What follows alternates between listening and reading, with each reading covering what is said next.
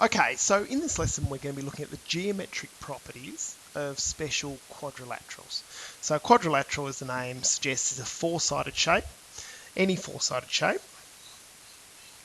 and you will have had a fair bit of experience with these over the years. So what I would like you to do to start with is I want you to consider this list that we've got here: trapezium, parallelogram, kite, rectangle, rhombus, and square. Now, what I would actually like you to do is to pause this in a minute, and I would like you, I would like you to draw each of these shapes to start with, and I would also like you to list the properties of these shapes that you can remember. So what makes a square a square? What makes a rectangle a rectangle? I want you to think more than just four sides of equal length. I want you to think about how the diagonals between corners, what sort of lines and shapes they could make, and also just thinking about the angles that could be created inside by drawing diagonals. So I really want you to try and make a list of all the properties of each of these 6 shapes, and then we'll go through each of them just to make sure that you've got a full understanding.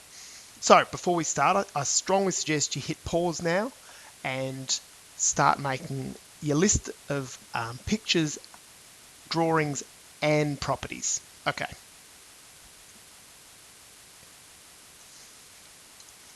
Okay, so the first one is a trapezium. Now, in some ways, it's possibly not the best example to start with because there aren't a whole bunch of particular properties for a trapezium. Now, just a reminder, it does need to have parallel lines on the opposite sides, but only the opposite of one pair of opposites. So, must have parallel lines, parallel sides. I'll write one set of parallel lines. And then as it's quadrilateral, it obviously needs to have the 4 sides. However, there is not necessarily any other relationships between these sides. So if I just change the color here, there is no, this angle does not need to equal this angle. That does not need to happen. They could be, one could be big. So for example, I could draw a trapezium that looks like that, or similar one there, provided that the top and the bottom, they're not the best drawings, but provided the top and the bottom are parallel, that is still a trapezium. So this here is really the only set of properties that you need to consider for a trapezium. Okay, so that's the first one. Okay, now a parallelogram has, let's see if I can get this right.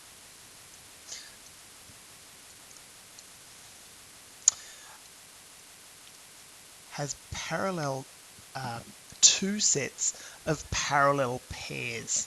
Okay, so what I've drawn here is that we've got parallel pairs.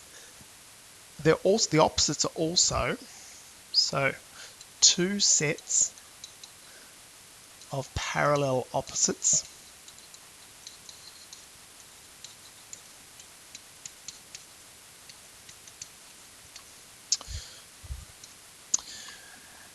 And for this particular one, I'm just going to, actually no, I might do, apologies.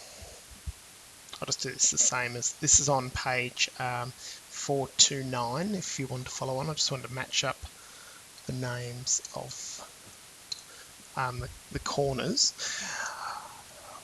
What's important here about parallel is that that angle there also equals that angle there. Okay, and what color will be good here? Probably not that one. That angle there is equal to that angle there. Okay, so we've also got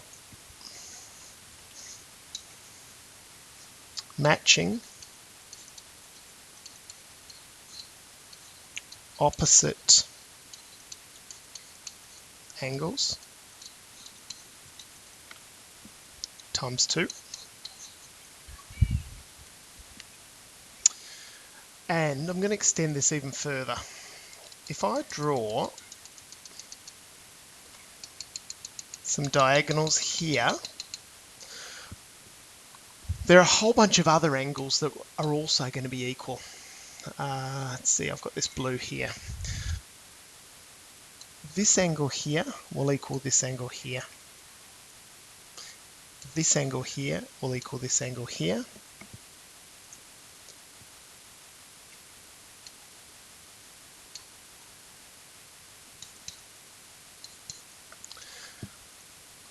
Finally,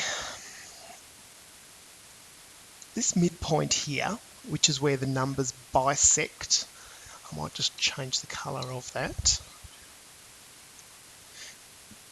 is at the midpoint. So diagonals bisect at the midpoint of each other.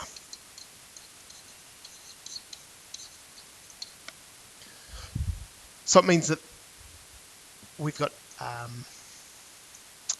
basically means they go through each other right at the middle, which means that that length there is also the same as that length there. That length there is also the same as that length there, okay? I also want you to think about congruency here. If I do some colouring in here, I might do this one. We've actually got a congruent triangle there that is congruent with that one. And that there is congruent with that one. So, two sets of congruent internal triangles. So quite a lot of properties really when we're just talking about a parallelogram. Okay, so we're going to talk about a kite. Now, let's see if I can draw this effectively as well. Two equal lengths there. And two equal lengths there, okay? We've got some matching angles. That angle there will match that angle there. But it's not the case on the opposite of the other two, okay? And you can see just on this one up here is a much smaller than this one here. So I'll just delete those as well. However, we can continue this, and again, not my best ever kite. So, meets at right angles. So, diagonal lines are perpendicular to each other. Okay? And also one set of equal opposite angles, which is the one we talked about before. Now, we didn't have many matching angles, but we do now, because this angle there also equals this angle there, and this angle here also is this one there, and we've created two sets of congruent triangles. So that one there matches that one there, and this one up here matches this one up down there. Okay, so with a kite, I'll just write two sets of congruent triangle pairs. Okay, we'll move on. Now, if you haven't done any work with drawing diagonals from the opposite corners, I think you should do that and press pause and see if you can come up with the same sorts of things that are created now. Now that you've seen a couple of examples of these with parallelogram and with kites, I think you should pause before you sort of go on. Okay? Oh, worst ever. Okay, now with a rectangle, these are not too hard. We've done these since primary school, but again, you've got, similarly to a parallelogram, you've actually got two sets of parallel lines, but they meet at right angles to each other. Okay, they bisect each other at the midpoint, which is the same as parallelogram, and they create two sets of congruent triangles. Okay.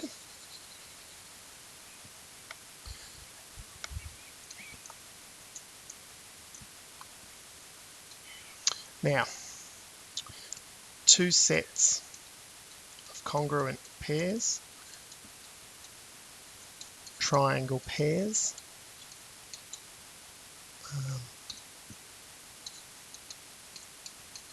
Okay. Diagonals are of equal length.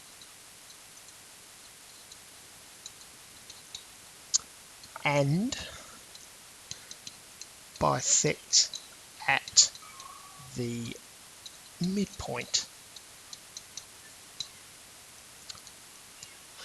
And four 90-degree angles, two sets of parallel opposite sides. Okay.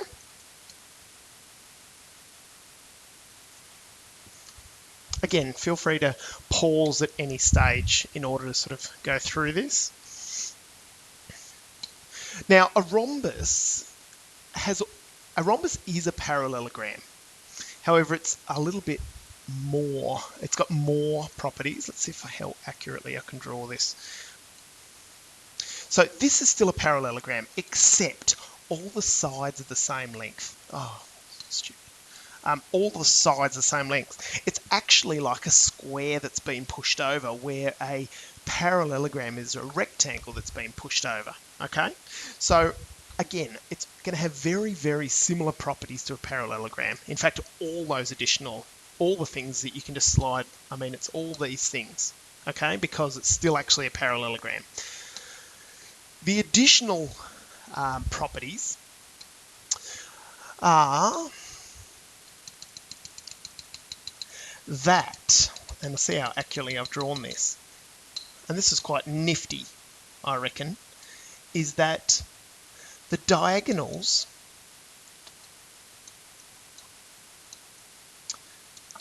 intersect at right angles to each other.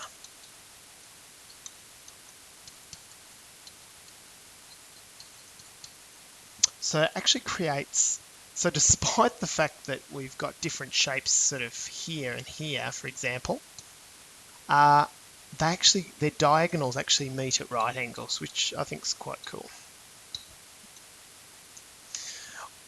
All of these lengths are the same.